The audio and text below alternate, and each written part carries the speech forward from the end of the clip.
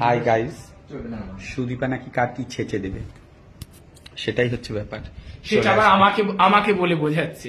এই তোমরা প্লিজ জানিও, ঠিক আছে? আমি তো আলাদা করে ব্লগ করি না, অন্তিমের সাথে আমি ব্লগটা করি। মানে অন্তিমের কেমন লাগতেছে? ছুটিটা আমাকে কেমন লাগছে, ঠিক আছে? একটু বেশি কতিচুদি লাগতেছে না? সেটার কি মানে? I don't know. জানিস না?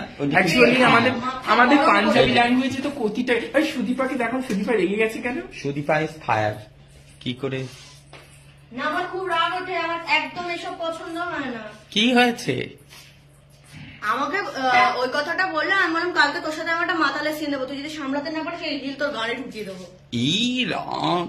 টাকলা রাহুল আজে বাজে কথা বলেছে ওকে, টাকলা রাহুলকে ছেঁচে দিছে কালকে আমি সুদীপা। করবো, দেখ না ঘুরিয়ে একদম এরকম করে গাড়ির মধ্যে লাথি মারবো এই হিলটা পরে।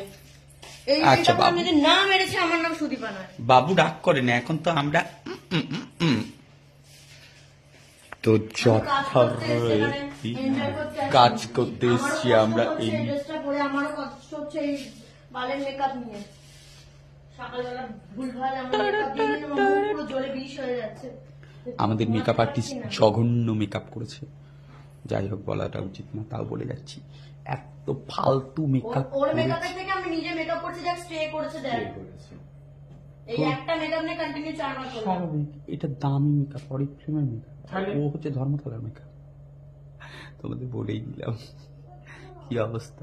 রেগে গেছি, লেগেছে লেগেছে লেগেছে আগুন, আগুনের মতন জামাটা লাগছে। সুদীপা উফ, আসো একটু ডান্স করি। ড্রেসটা নিয়ে বলেছেন তোর অকাদ আছে ড্রেসটা কেনা?